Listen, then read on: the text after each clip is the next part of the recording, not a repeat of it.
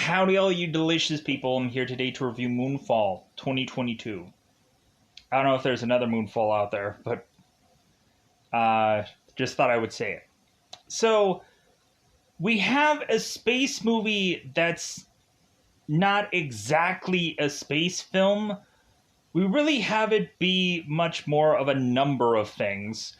To where normally I would go and start out a cryptic sense part of the review where I would go on and be like, yeah, this movie immediately feels like this. This movie immediately feels like this. And normally I would just have like two examples, and that would just easily, quickly help me really go on and kind of go on to my next thing. But if I were to go on and tell you what all this movie is to basically feel like, I would have to give you several examples. Several examples. Like, man, the starting of this movie feels like Gravity. But let's start rattling off all the movies that this is to feel like. The Abyss from 1989. We have a movie that is to be basically stealing a story from a Transformers movie, one of the later ones. We have a movie that feels like Terminator, that feels like Independence Day, that feels like any disaster movie that you've seen. This movie feels like 2012. This movie feels like Fast and the Furious a tiny bit, where there's some bizarre mission that deals with vehicles, and I'll leave it at that. To kind of, this movie is to feel like something that I would call not a movie, a mess. I don't even understand what's going on through a bulk of this film. And I realized that I had gone on and watched a bootleg version of that, so that might have been a problem. But even if I were to have watched a crystal clear HD version of this movie, I still would not understand what is going on throughout this film. Kind of once they go on and just have us, have just Earth that is going on and doing whatever it wants to do, and just as disaster just emerges upon Earth, I'm just like, what the is this movie anymore? I don't know what's going on. I would need a scientist to go through and spoon feed me every bit of information while this movie's going on about what's going on for me to go, oh, hopefully as this person can go on and give me the layman's terms, because this movie does not do that. This movie goes on and says all these lavish words and expecting me, who is to just be like, I have no... Can they say that again in English, please? Could we go on and can we go on and figure out what a singularity is? Can we go on and can they help a brother out on what any number of these things are to be called here? Mega structures, Dyson sphere. I went on and I watched an episode of Book of the Boba Fett, and that's the same thing. That's pretty much in this movie. Man, this movie just copies and pastes and steals a bunch of ideas, even from Book of Boba Fett. Because they did it before this movie does, basically. Or around the same time. Man, everybody just is loving Dyson spheres for whatever freaking goofy reason in this film. I don't know what a white dwarf is, or whatever that guy said, whatever Casey said in this film, but I'm like, what? Why should I have to go through this movie with a Google? That just seems like... why? I bet there's probably going to be, if someone's going to see this in theaters, you should go on and see it with your cell phone on and just bug the crap out of everybody. You should go on and wait for there to be a time where no one else is to be in the movie but you, and probably your lover or mother or other, and go ahead and watch this movie and just Google away. What the is this? What the is whatever they're talking about so I can understand this movie? So this movie is to have some space stuff in the beginning of it, and then space stuff at the end of it. Uh, but man, like this movie is just so like a jumbled mess. We even have it to where there's a lot of characters that are already just like, hey man, like I'm bailing out of here because I know that this world is gonna freaking end. Like so, peace out, A Town. I'm out. Like I know that this is gonna fail. I'm getting freaking out of here. But we just go on and we have it to where conveniently the story is to help these characters even more so try to figure out how to beat this thing, how to win. And then we go on and we end up, like, especially once we get further and further towards the ending of this movie, I am like, oh my god, this movie is so full on goof. Full on goof this movie goes into. Where I'm like, wait a minute. So, like, not only do we have like a thing to deal with, so to speak, but then all of a sudden we have an ally against the thing that we're dealing with, so to speak, towards the back of the film. When you go into this movie and you watch it, you'll know exactly what I mean. Or if you could not be bothered to watch this film, it's worth not watching. It's so worth not watching. Man, I was so interested in pulling the ripcord with this movie. Thank God I just watched a bootleg version of it. I could not see myself going into a theater and like, yeah, I should watch this film in a theater. No. Wait till it conveniently comes on some app somewhere, or just do what I do. Just find a bootleg copy of this thing and bust that out, so you can just watch the whole thing at your own convenience at home. You can go on to a number of apps that I've been using over a convenient amount of time to go and watch brand new releases. You can watch this via bootleg. It'll look weird, but I thought it was good enough. I could tell what was going on in the film. You can go on and, by golly, Google search apps called letter C movies. And so a letter and a word. Google search this app, download this app, and be able to say that you can see anything that you want. Even stuff as new releases, old TV shows, whatever. You can also find another app called Fox HD Movies. The logo will say so, the title will say something different. It'll say, like, Play 1080p HD Movies. If you go on and download both those apps, you'll be able to see whatever you want. Or you can just go to a theater and watch this movie regardless, because you have the power at the palm of your hands to just do whatever you want. So, yeah, this movie is a mess, but you know what? Like, it could have been a heck of a lot worse, but this movie was, like, I would call this movie a light, okay film, but that is giving this movie, in my eyes, and these bad boys right here, this is giving this movie a lot of credit. But, like, I want to go and I want to, like, justify this movie somehow to, like, yeah, it may be something that people will probably watch at some point, or hear a review of, hopefully, at some point, and I thank you. But, man, is this movie a mess. Just a scrambling... I don't know what's going on in this film. I don't know how I'm going to review this film, because this film... I don't even know what's going on.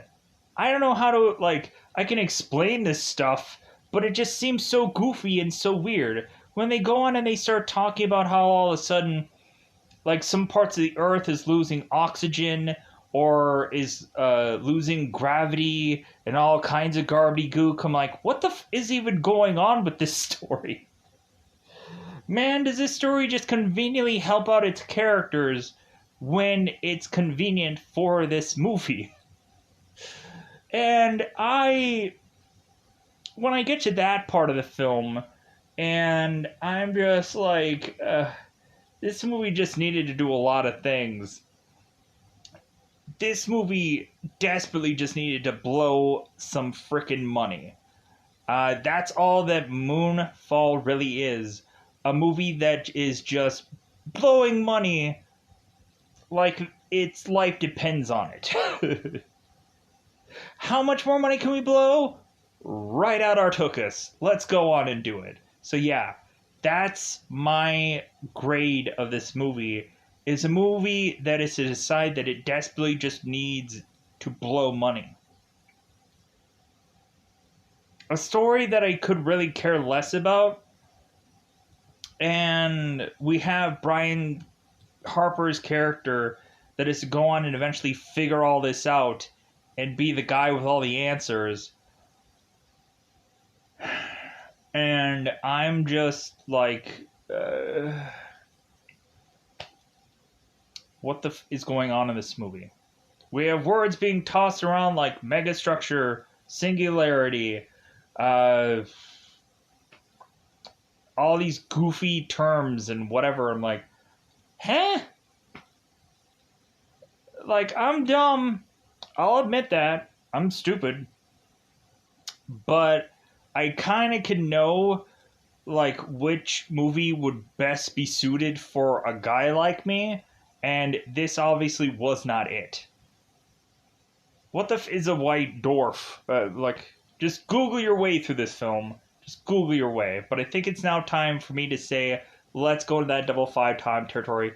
Let's try as best as we can to just carve up this film, because we're here anyways. So we spend 2 hours watching a thing like this. So let's go into it. So in the very beginning of this film, we of course have it to where they are re-mentioning like one of the like I think Apollo 11. And so we go on here and have like a flashback of that event. And so I'm like, okay, what does that mean? We'll find out later in the movie. So all of a sudden we have Jaconda Joe Fowler, who is Holly Berry in this movie, Brian Harper, who is Patrick Wilson in this film, and we have a guy, some random guy named Marcus. Sure.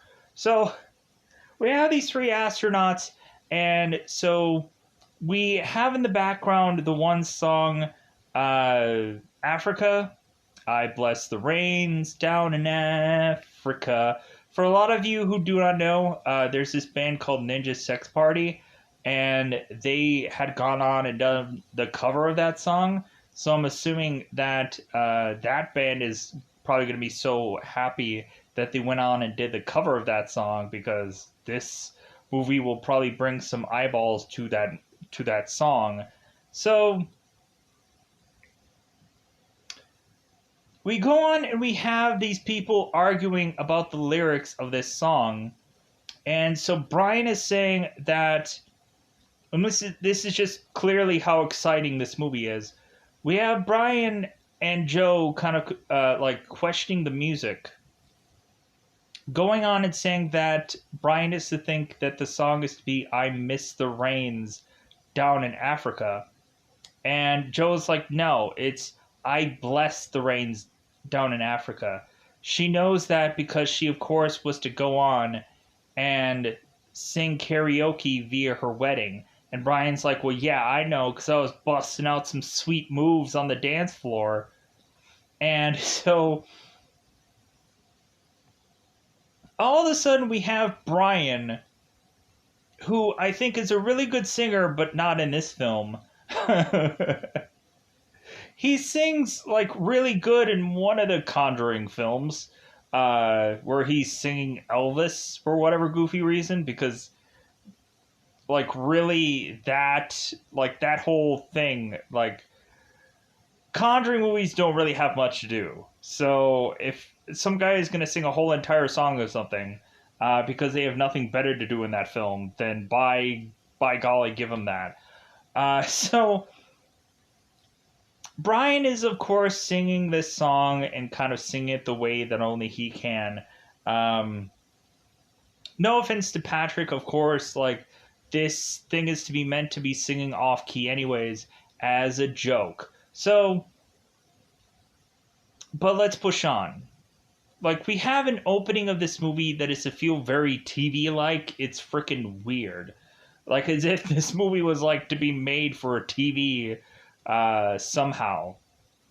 Oh, this movie also feels very much like the show that I just seen on Apple TV called Invasion.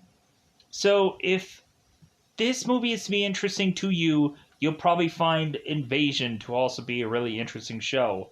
If you have Apple TV and whatever, check that out, because it'll feel similar to this show or this movie. So, a little plug there. I don't care about you watching my reviews. I'm just saying that might be a show that might interest you because it feels very similar. Moving on. So, we go on and we, of course, have it where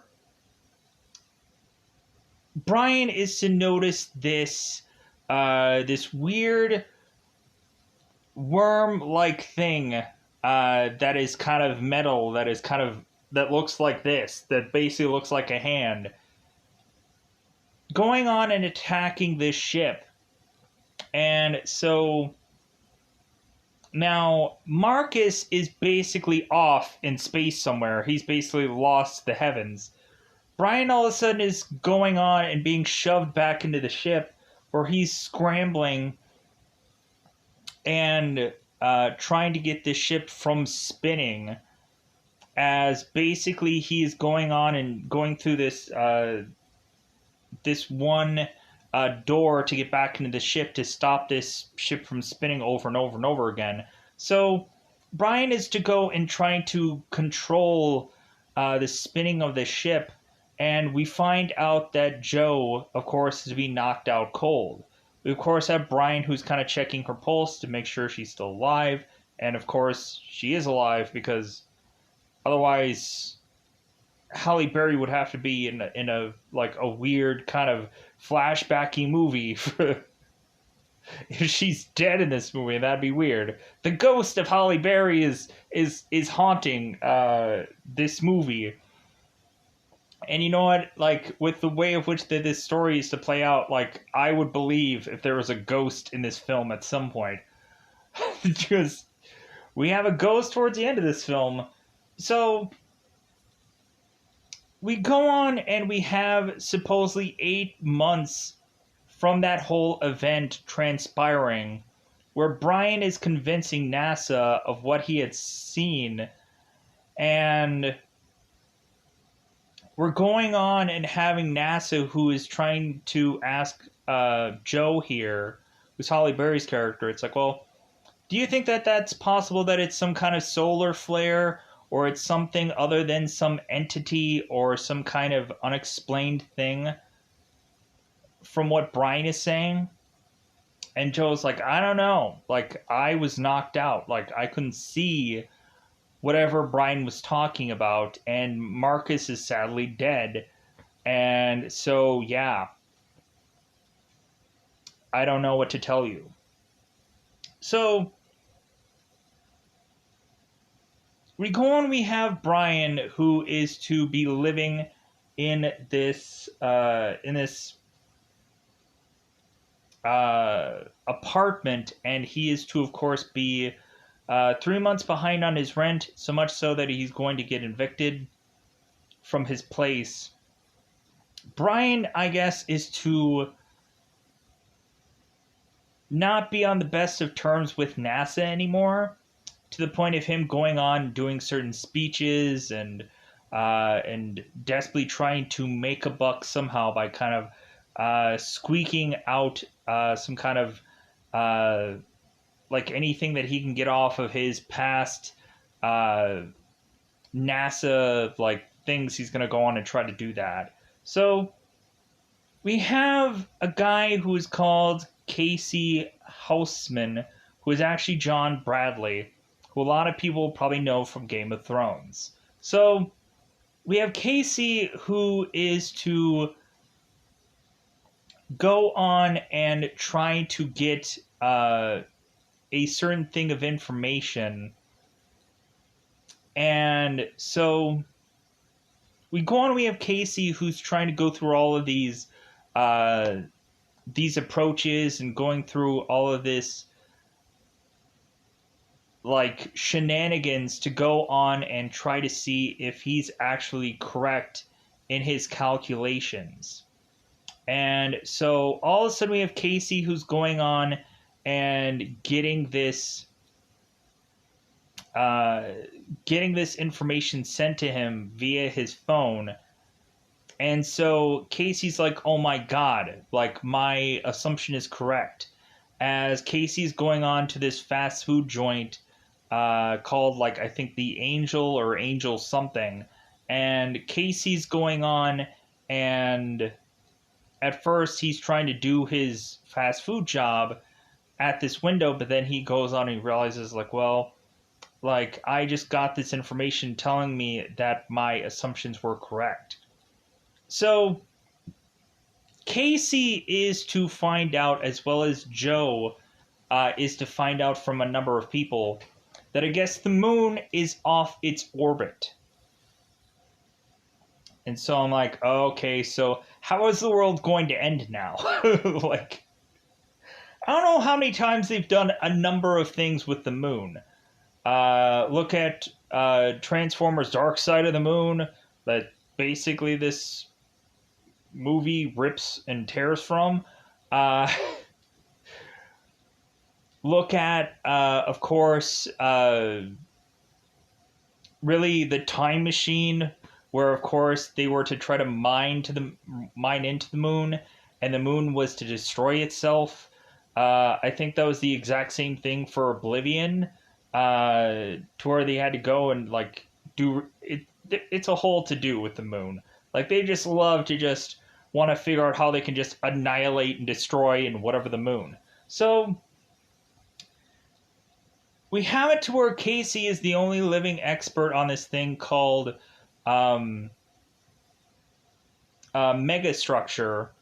And so we go on and we have Casey,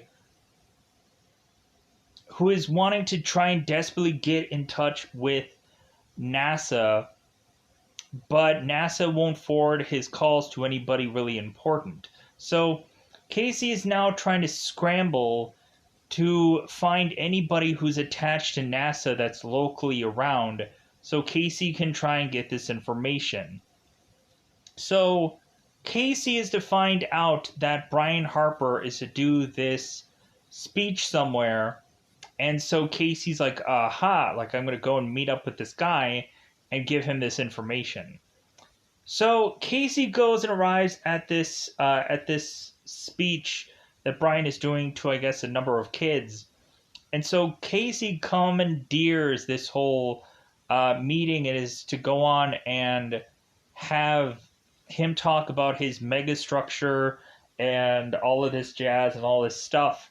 And so all of a sudden Brian shows up and is to go on and try to get security, because Brian wants nothing to do with what Casey is talking about. And Brian is just saying that Casey is to have stolen his meeting and is impersonating him. And Casey's like, well, that's not what I'm doing. So we go on to have these guys haul him away. Casey's to chuck all these papers at Brian. And so Brian is to do the right thing and try to pick up all these papers, but he doesn't read any of them.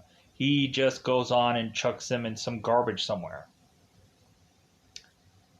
So we go on and we have, of course, Casey that is to go and publish this findings before NASA does. So it seems that we go on and we have, of course, where the media is to find out all about this from, of course, Casey posting this.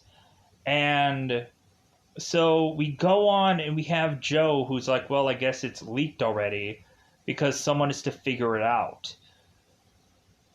So now we go on in this story, and we of course have it to where this is going viral, and we also have it to where Brian is to have a son named Sonny. Wow, what a creative name. Sonny, I guess, is to go to jail, because Sonny, of course, is to have illegally driven a car and is going to jail. And Brian is to go on and try to figure out a way to help his son, but really he's just going to help his son through his stepdad, who is Tom Lopez. And then Brian is to talk to Tom, and this is Michael Pena, of course, from the Ant-Man movies. And so Brian goes on and is talking to Tom like, hey, like, how could you just kind of let, like, Sonny just kind of, like, just immediately go to jail? Like, they call him a flight risk, and, like, your lawyer didn't really do anything to help my son. And Tom is just like, well, hey, like this lawyer did the best that he could, and this lawyer is really expensive, and so, like, this lawyer tried the best he could, but there was nothing he could really do for this kid. So we of course have the father ex husband, like, melting pot family all over again in another one of these movies. Really? So we have to have another broken home situation. Maybe that's why this kid is lashing out. I don't give a like, who cares? Like, there is so much about this that does kind of feel like days after tomorrow, or Days of Tomorrow. The Jake Gyllenhaal movie with Dennis Quaid, where it's another disaster movie. Man, the day after tomorrow, should probably go in to watch that movie. It would feel much more rewarding than watching this film. Everybody just watch that film. Whatever title it is, just watch that one. So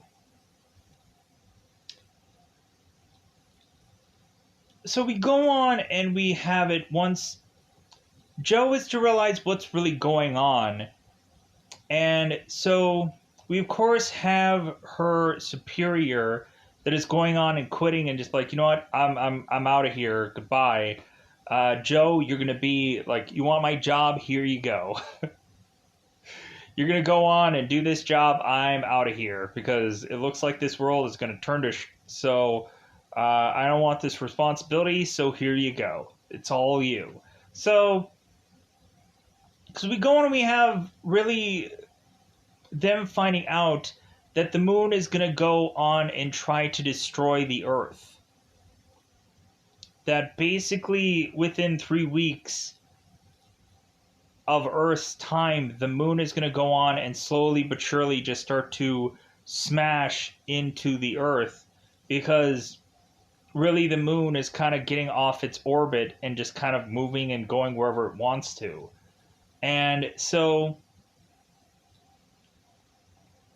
once we go on here, and we of course have Joe sending a number of astronauts to go on and send a bomb onto the moon, we end up finding out that there is to be some singularity hand thing that is to go on and attack all these astronauts inside of the ship and kill them all off. And so they're like, okay, like, I don't think that we're going to be able to I don't think we're going to be able to fight that thing off. Yeah. So, we immediately have it to where they can't quite figure out what the heck is going on with this singularity thing.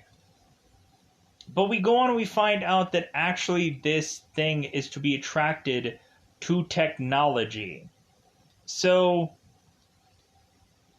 what they're going to have to do is they're going to have to go on and find old astronaut tech, and they're going to have to go on and try to fly that onto the moon. So that way, this singularity thing won't go on and try to attack, of course, the ship that these guys are to be on. So I'm like, okay, this is quite a story. So, because Joe goes on and is to meet up with, of course, a guy named Holdenfield, and he goes on and he talks about Apollo 11 and talks about that there is a whole conspiracy that the guys were to go on and know what was going on with the moon back then, but they didn't do anything about it. That really there was a whole moon conspiracy, and that they kind of decided to just kind of like, well, like there was 2 minutes of time of which that they had gone on and collected a certain thing and was to find out about the moon. So we go on and we of course so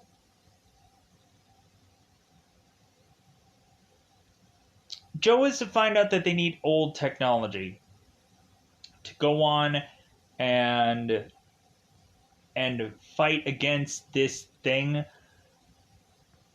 So it seems that more and more, really, a lot of people are wanting to just go on and evacuate at this point because they're thinking like, dude, like this place is toast.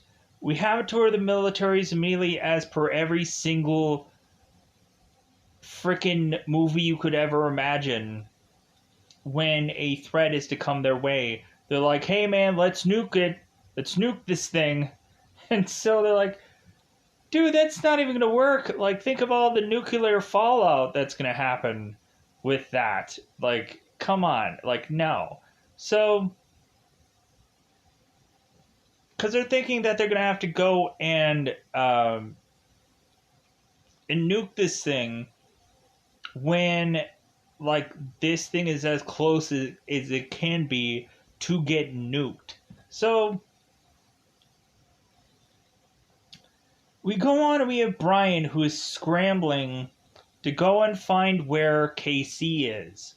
And so KC is to go and have this vlog where he is mentioning where he's going to be at. And so Brian is like, good, now I can find him, because he is to be the expert about all this. And I have no clue what I'm talking about. So Brian is to go and scramble and find this guy. And so the place of which that this guy is to do this meeting at,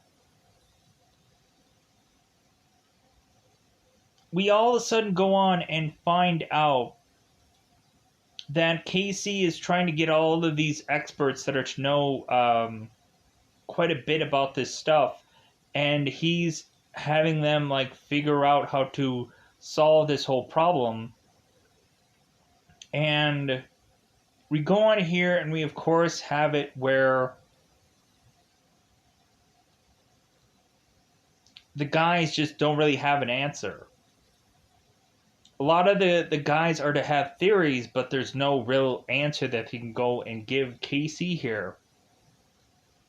So Brian is going like, aha, I found you. So Brian is now pulling Casey aside and wanting to talk to him secretly. So let me pause here for 1 second. All right. So all of a sudden we have it to where the water, I guess, from the ocean is to come on and start to be like a tidal wave going on to the place where both Brian and Casey are at, going on and creating this massive wave of sorts that is to force both Brian and Casey and all the other people that they're with to get to higher ground. So this is where this movie actually starts to pick up and starts to get really interesting. So, because we had this big special effects thing going on here.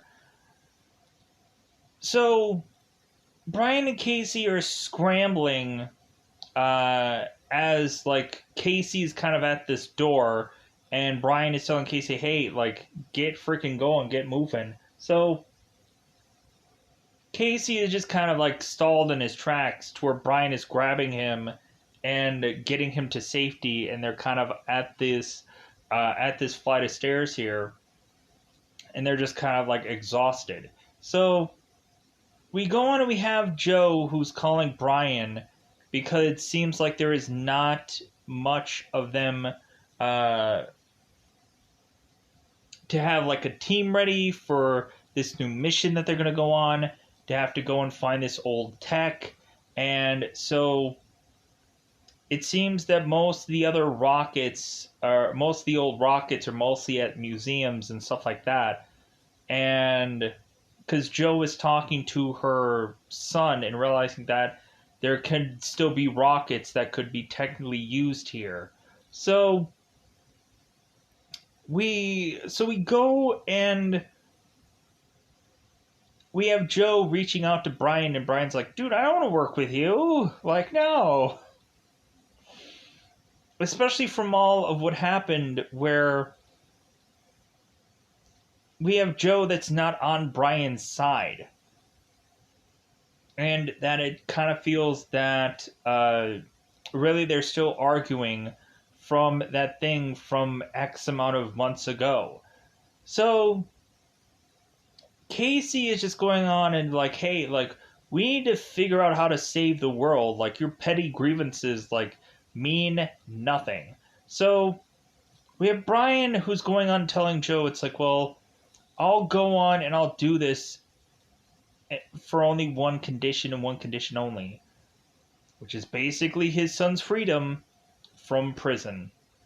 So we go on and we have Sonny, who of course is going on and is to get released, to where of course Brian is to see Sonny before he leaves. And so Sonny's going to go on and have his own mission where he's going to go and retrieve Joe's family and try to get them all evacuated to a safe part of some mountain somewhere, where we of course have Tom Lopez and Sonny's mother going on and trying to find some safe place.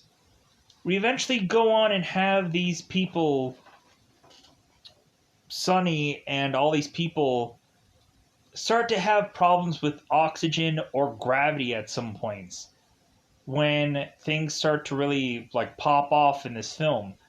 So at one point we have Tom who has to go and scramble with Sonny to go and get oxygen tanks so everybody can breathe. And it seems that there is to be another team of people that are to also want what, of course, both Sonny and Tom wants. Because of course there is, because there's people that I guess are to have equally figured out what's going on. Hence why we at one point have it where we have Brian, Casey, and Joe who are to find this one rocket, who of course is to have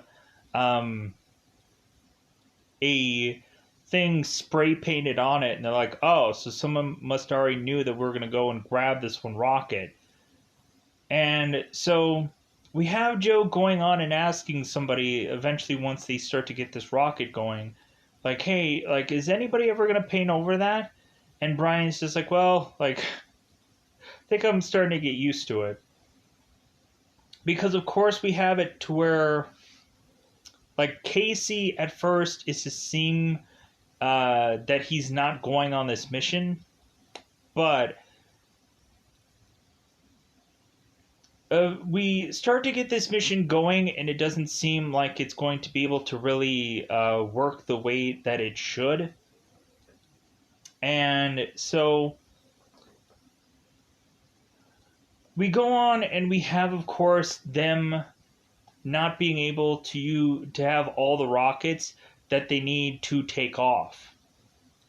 And so Joe is like, "Oh my god, like this rocket isn't going to work properly." So, yeah, I think we might have to scrap this whole mission. There's no way this is going to work. So everybody's like, oh, okay, well, let's evacuate. Let's just get the heck out of here. To where, of course, Joe's ex-husband is like, okay, I'm evacuating out of here. Bye.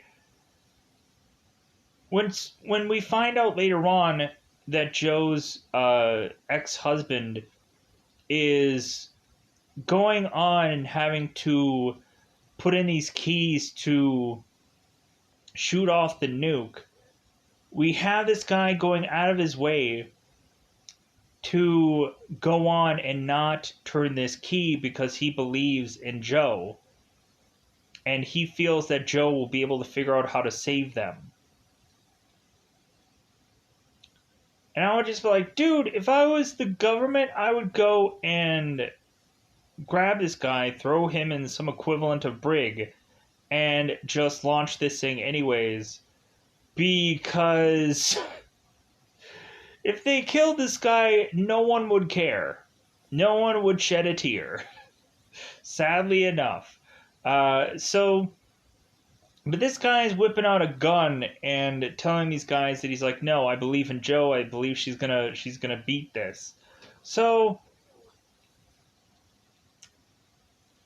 because we go on and we have Joe, who is to figure out with KC that at some point, right where this rocket is going to take off, that they're going to get a surge of gravity that is to be not on Earth for a brief time.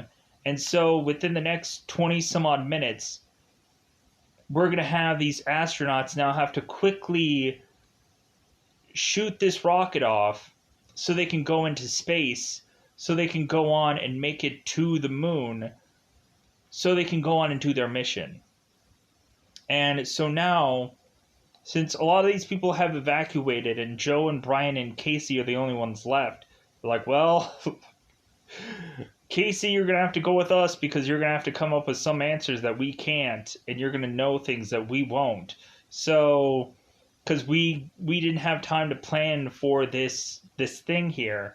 So, the hilarious thing is what happens is that Casey is to bring his cell phone with him throughout this thing, and he's consistently going on and taking pictures. And he's like, well, hey, I have it on airplane mode.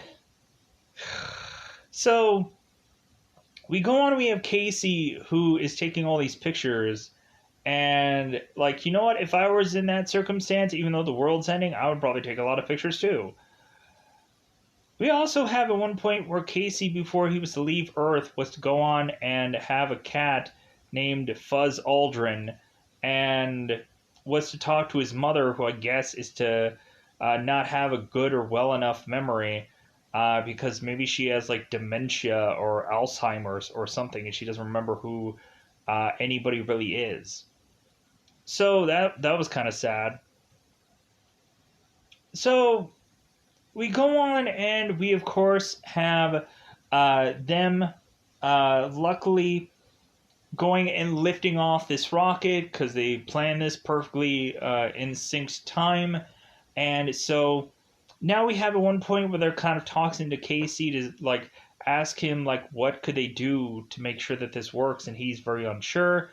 So we of course have Brian, who's just kind of winging it or guessing it, hoping that what they can do can help them save their lives, or otherwise they're going to be dead. And the one thing that Brian does do ends up working. So we go on and we make it to the moon. So it seems that they find out that there has to be zero technology whatsoever, even to the point of the bomb system that they're going to try to do with some rover of sorts is to possibly have a armed thing that is to possibly be technology, or technology, that's not a word, uh, is to be some kind of tech of sorts that I guess this singularity is to want to consume. So at one point we even have it to where we of course have the singularity that is going and attacking this ship, even though it has no tech on it. We of course have Casey, who has his cell phone, and Brian, who had the bomb, that of course was to be armed at that point. And so Brian breaks both of those things, both Casey's cell phone and the armed device, and so the thing goes away. And they're like, okay. So we also, at some point in this movie, are to find out that there's also another life form of sorts that is going on and helping Joe, Brian, and Casey, because heaven forbid, like, these guys don't have any weaponized tech to help defeat this thing. So we're going on and we're finding out there is some ally within the moon that is helping out this team. I'm like, what? What? What the f are they even talking about at this point? What? Huh?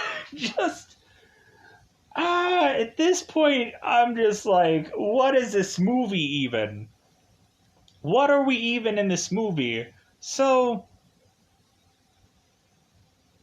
we go on and have it at one point where Brian, because of course Joe and Casey are to, and as well as Brian, are to lose oxygen at one point in their ship. And they're going on and desperately getting into this one part to go on and talk to this AI. Or really just this this other life equivalent that's going to help out these people. So we go on, we have Brian talking to this thing. And so it mentions that at some point it was to be almost human, like Brian was at some point on this moon. And they would have oxygen and all kinds of stuff. And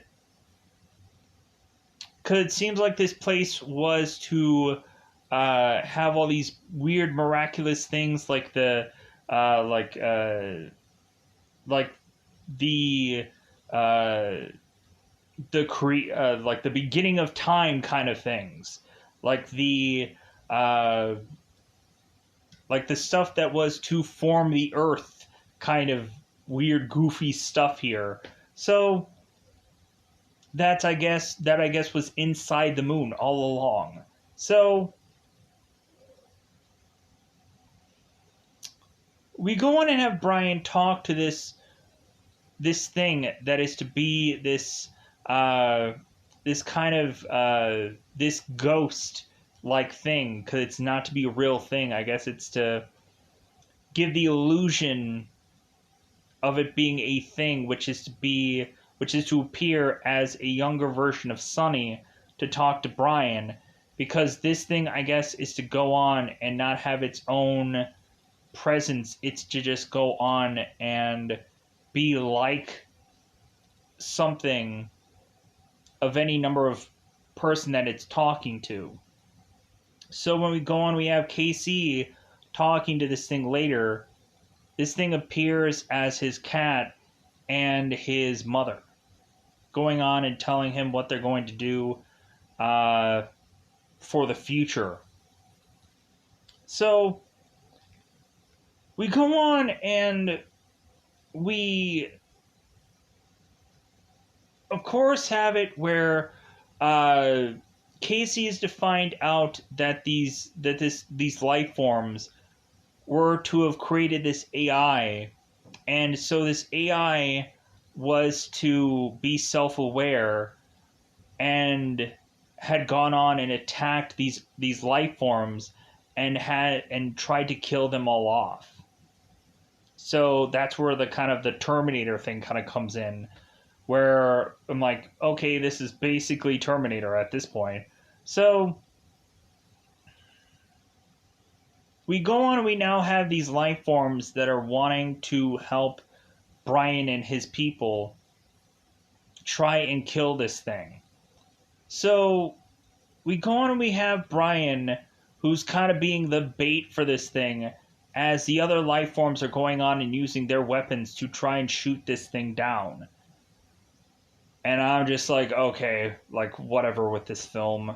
Because after they explain about the whole artificial, the AI going and trying to attack these other life forms, and now they're going to team up to beat this thing, I'm like, okay, whatever with this film.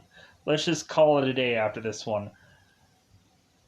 Because we have it where Sonny is going on and fighting against this other group to try to live, to try to make it to these caves to be protected. And so we go on and we have it where Sony and his people are to make it to these caves. But then we go on and we're starting to not have enough oxygen tanks to go around.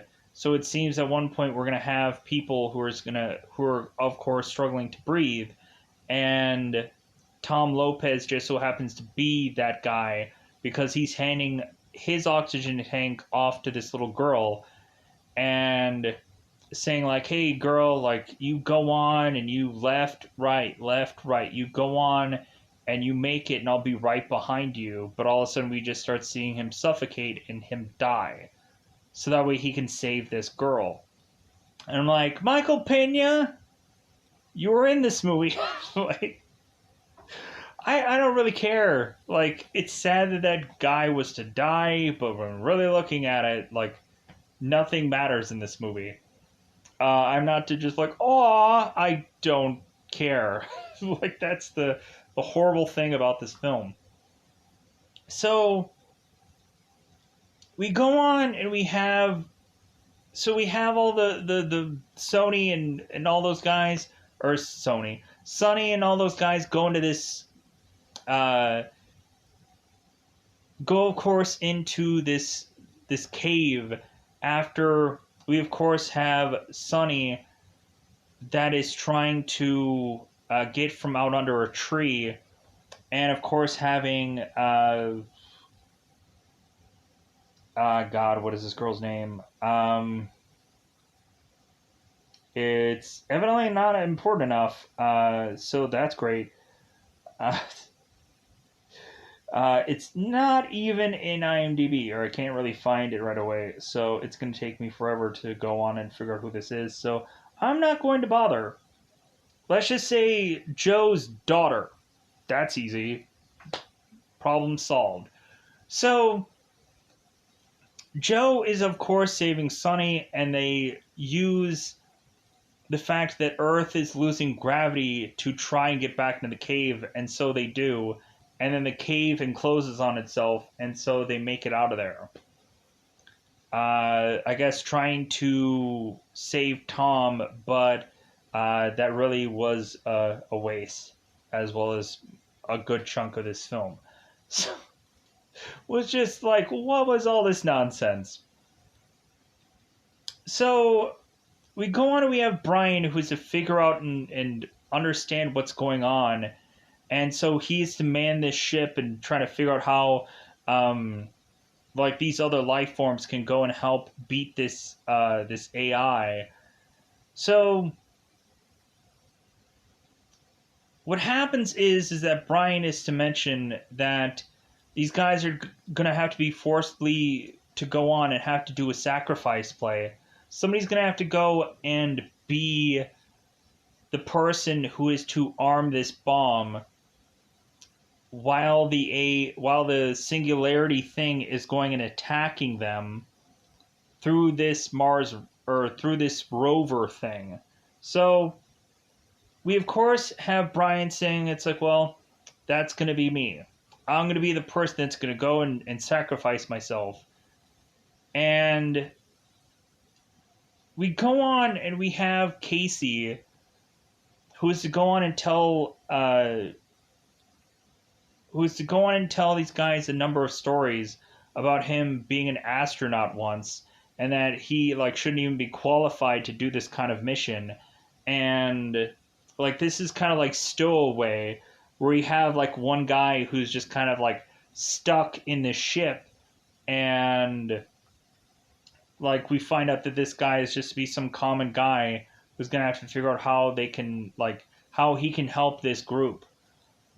So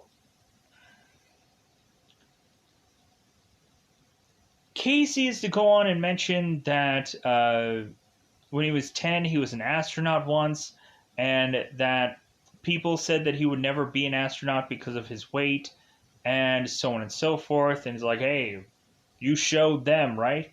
So we have Casey going on here, and he is to go and do the sacrifice play. Because of course he is, because Brian is to have the future information, and Joe, of course, is to be possibly, like, we have it to where both Joe and Brian are to actually have families, and have sons, and have people that still need them, where Casey just has his mother, that of course is, we don't really know if she's alive or not. So Casey's going on and saying like, well, because everybody was to call Casey a sham or whatever, and nobody believed him, and everybody made fun of him, yada yada yada, that Casey is to now go on and save the world and have everybody just remember him and probably name a school after him, I'm sure. So we have it to where Casey is telling Brian to, from time to time, just go on and check on his mother, and that's all he asks of him. And that Casey wasn't a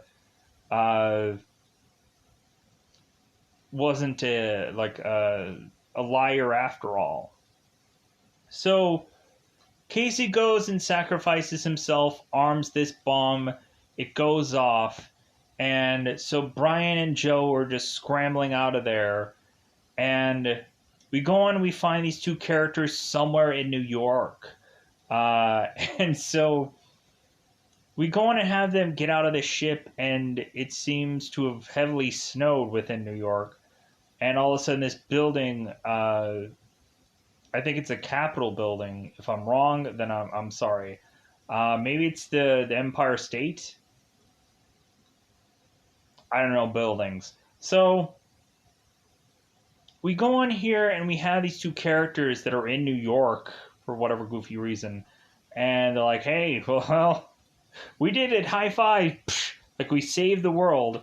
And so all of a sudden Casey had died, but he comes back as this other life form that is to be working with these life forms, and is going on and saying like, oh, okay, well, like it seemed like the good guys won, and so now they're going on and doing some stuff to the moon, and like now we have it to where like the moon is technically just another planet now. So we go on and we have Casey's mother that's going and talking to him and saying like, well, hey, like we're gonna have to prepare for the future. I'm like, what is this?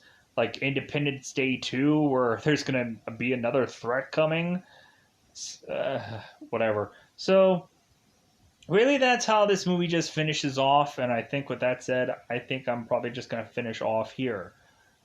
Uh, yeah, that's really what all is to kind of come down with this movie. Really, I tried to like just wrap this up as quickly as humanly possible because this is a 2 hour film, and I didn't really want to talk really past an hour. So, with that said, that's what really goes on in this film. I really heavily condensed this movie down because I like for the life of me, I wasn't really interested in wanting to have to go through every single tiny minute detail of this. And so I'm apologizing right now if there was at some point somebody was going on like, man, like this is not as detailed as normally all of his other reviews are.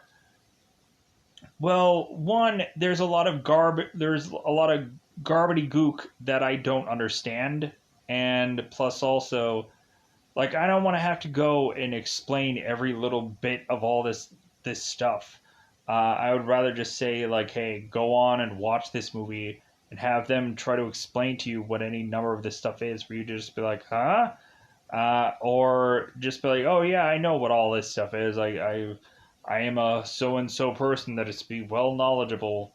And so at the end of the day, that's all I want to say is like if you know all about this stuff because you like this kind of thing, then like this is going to be the thing for you. But if you're a person that's like science stuff, psh, like I want to just see some things blow up, then this movie really isn't for you.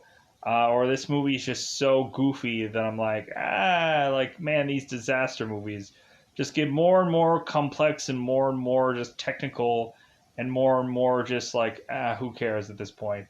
Especially when Halle Berry was to make that one last like scream or whatever at the end of this movie, I started to laugh like horrifically because I'm like, God, this movie is just so. What the is this film? Um, but yeah, I didn't get this film. I didn't understand it. So at the end of the day, that's all I want to say. So I'm gonna get out of here. Bye, everybody. Bye, everybody.